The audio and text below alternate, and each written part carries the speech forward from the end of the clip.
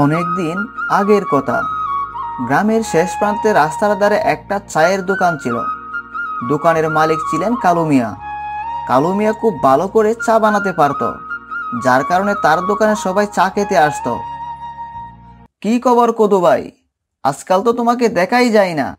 প্রতিদিন সকালে চা খেতে আসো, কিন্তু ইদানিং তুমি চা খেতে আসো না। বাড়িতে কোনো সমস্যা হয়েছে নাকি? আমাদেরকে বলতে পারো। আর বলিস না, বাড়ির পাশে তরমুজ চাষ করেছিলাম, কিন্তু চোরের যন্ত্রণায় আমি অতিষ্ঠ হয়ে গেলাম। গতকালকে জানি আমার 3টা তরমুজ চুরি করে নিয়ে গেছে। কি যে একটা যন্ত্রণায় আছি রে।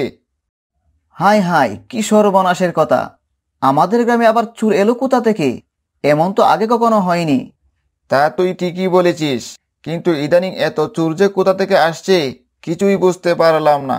যাই, আজকে উঠলাম, বাড়িতে তরমুজের বাগান পাহারা দিতে হবে, না হলে চুরে চুরি করে নিয়ে যাবে। ঠিক আছে কদু ভাই, তাহলে তুমি যাও। কালুর দোকান থেকে বের হয়ে কদু মিয়া তখন বাড়ির দিকে রওনা হয়। সে আনমনে হাঁটতে লাগলো। কিছু দূর আসতে সে একটা শব্দ শুনতে পায়। সে কিছুটা ভয় পেয়ে যায়। আরে, কি জানি শব্দ হলো, দেখি তো পিছনে কিছু আছে নাকি। আরে, পিছনে তো কিছু নাই, দেখি তো গাছের উপরে কিছু আছে নাকি। কদু তখন উপরে তাকিয়ে দেখে একটি টিয়া পাখি বসে আছে। সে গাছে বসে পেয়ারা খাচ্ছে। আরে, এই দেখি টিয়া পাখি গাছে বসে পেয়ারা খাচ্ছে। কামাকা আমি ভয় পেয়ে গিয়েছিলাম। যাই, বাড়ির দিকে যাই। শোনো বউ, দিনকাল বেশি ভালো না। আমাদের বাগান থেকে তরমুজ চুরি হয়ে যাচ্ছে।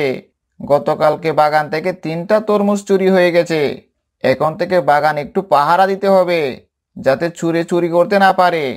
হাই হাই, কি বলো এইসব?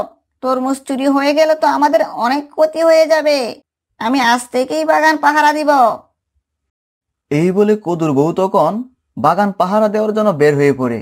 আর কদু তখন বিছানায় বিশ্রাম করতে থাকে। আর এই দিকে লালুচুর তখন ভাবতে থাকে কিভাবে তরমুজ চুরি করা যায়। পরশুদিন কদুর বাগান থেকে তরমুজ চুরি করেছি, কেউ দেখতে পায়নি। তরমুজগুলো বেশ মিষ্টি ছিল, এমন তরমুজ আগে কখনোই খাইনি। যাই, আজকে আবার যাই, 2টা তরমুজ চুরি করতে পারলেই হয়ে যাবে, 2 দিন খেতে পারবো। পরশুদিন কদুর বাগান থেকে তরমুজ চুরি করেছি, কেউ দেখতে পায়নি। তরমুজগুলো বেশ মিষ্টি ছিল, এমন তরমুজ আগে কখনোই খাইনি। যাই, আজকে আবার যাই, 2টা তরমুজ চুরি করতে পারলেই হয়ে যাবে, 2 দিন খেতে পারবো। এই বলে লালুচুর তখন চুরি করার জন্য বের হয়ে পড়ে। আর এইদিকে কদুর বউ বাগান পাহারা দিতে লাগলো। বেটা চুর, সাহস তো অনেক। গাছ লাগিয়েছি আমরা, আর তরমুজ খাবি তোরা? আজকে আসিস, জাটার বাড়ি দিয়ে কোমর ভেঙে দিব। জনমের তরমুজ খাওয়ার শখ একেবারেই মিটিয়ে দিব। লালুচুর তখন তরমুজের বাগানের কাছে আসে। ওরে বাবা রে, এ তো দেখছি কদুর বউ জাটা হাতে তরমুজ পাহারা দিচ্ছে। দেখে ফেললে সর্বনাশ হয়ে যাবে, যাই আড়ালে লুকিয়ে পড়ি। কই, কোনো চোর তো আসছে না। আমি বরং গাছতলায় একটু বিশ্রাম করি, শরীরটা খুব ক্লান্ত হয়ে পড়েছে। এই বলে কদুর স্ত্রী তখন গাছতলায় বিশ্রাম করতে লাগলো। আর এইদিকে কদু মিয়ার ঘুম ভাঙল। অনেকক্ষণ বিশ্রাম করলাম, বেলা গড়িয়ে গেল। যাই, একটু বাগানের দিকটা গিয়ে দেখে আসি। বউটা মনে হয় বাগান পাহারা দিচ্ছে। এই বলে কদু মিয়া তখন বাগানের দিকে রওনা হয়। হ্যাঁ হ্যাঁ, এই তো সুযোগ। কদুর বউ দেখা যায় গাছতলায় বসে বিশ্রাম করছে। যাই, এখনই যাই, চুরি করার একটা উত্তম সময়। একটা তরমুজ চুরি করতে পারলেই চলবে। লালুচুর তখন বাগানের দিকে এগিয়ে যায়। সে বাগানে ঢুকে পড়ে চুপি চুপি বসে তরমুজ চুরি করতে লাগলো। এমন সময় কদু মিয়া এসে হাজির হয়।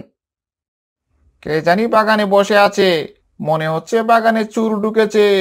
বউ, তাড়াতাড়ি চলো, চোরকে হাতে নাতে ধরি। আজকে চোরকে উচিত শিক্ষা দিব।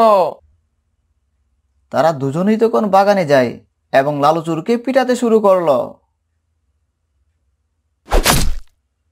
বেটা চোর, আমার তরমুজ চুরি করি, আজকে তোকে মেরেই ফেলবো। তরমুজ খাওয়ার স্বাদ একেবারেই মিটিয়ে দিব।